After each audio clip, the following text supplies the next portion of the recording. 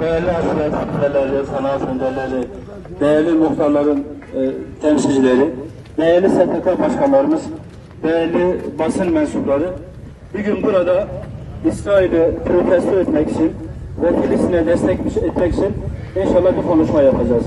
76 yıldır maalesef ilk kıblemiz olan Mescid-i Aksa'yı zulümle, fitneyle, fesatla, zulümünü devam ettiren İsrail'i protesto ediyoruz.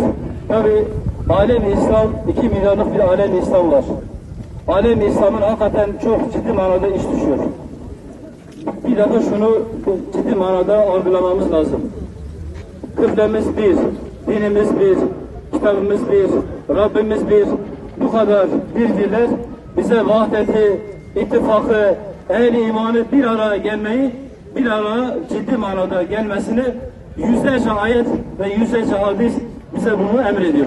Maalesef 2 milyarlık alem-i İslam görüyorsunuz bir uykudalar. Alem-i İslam maalesef 200 yıldan fazladır uyuyor.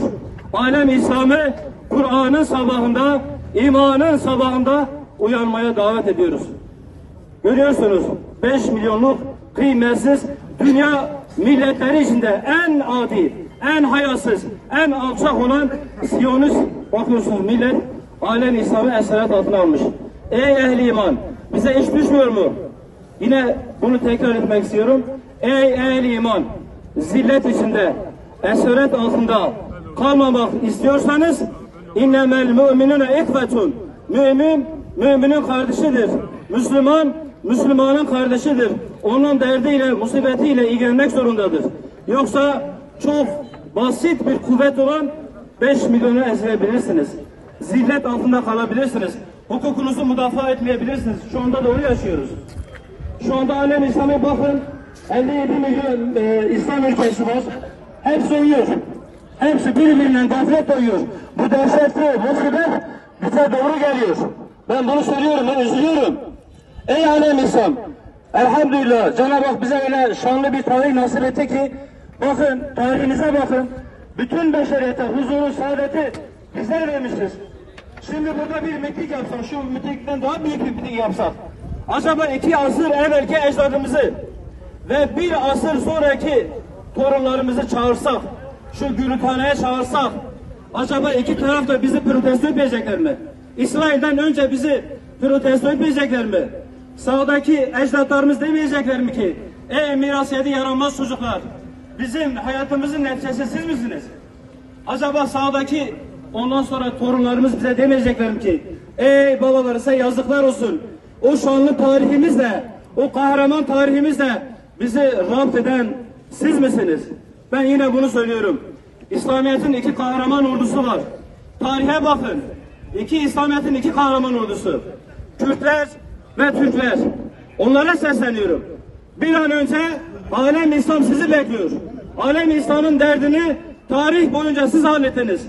Bir an önce biiznillah imanın, Kur'an'ın sabahında uyanmaya sizi davet ediyoruz. Cenab-ı Hak birlik ve beraberliğimizi daim etsin. Bu damga bize doğru geliyor. Sakın başımızı deve kuşu gibi kumun içine bırakmayalım. Çok kuvvetli bir şekilde bu damga bize geliyor. Elhamdülillah. Onlar bizim tokadımızı daha görmemişler. Onlar ondan sonra zayıf insanlara saldırıyorlar. Gelsinler. Gelecekleri varsa biiznillah görecekler de var. Tarih bunun şahididir. Hiçbir zaman gaflete düşmeyin. Bunu çok samimi olarak Allah için söylüyorum. Bu çok önemli bir konudur. Her zaman Cenab-ı Hakk'ın kudreti, kuvveti güçlü olanlarla, teknolojisi olanlarla değil. Cenab-ı Hakk'ın kudreti haklı olanlardır.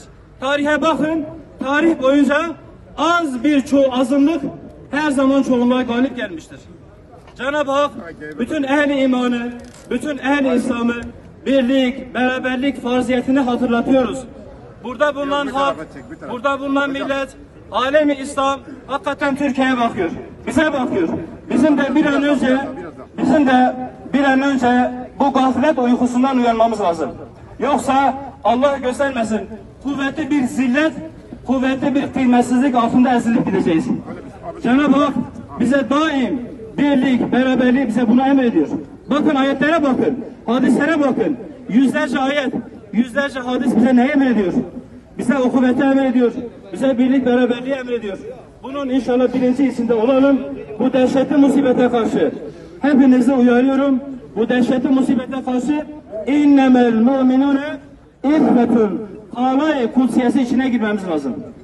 Ona taassunga etmemiz lazım ve biiznillah Cenab-ı Hak bizimledir. O alçak Siyonist güçler Cenab-ı Hakk'ın kudretini, Cenab-ı Hakk'ın kuvvetini unuttular.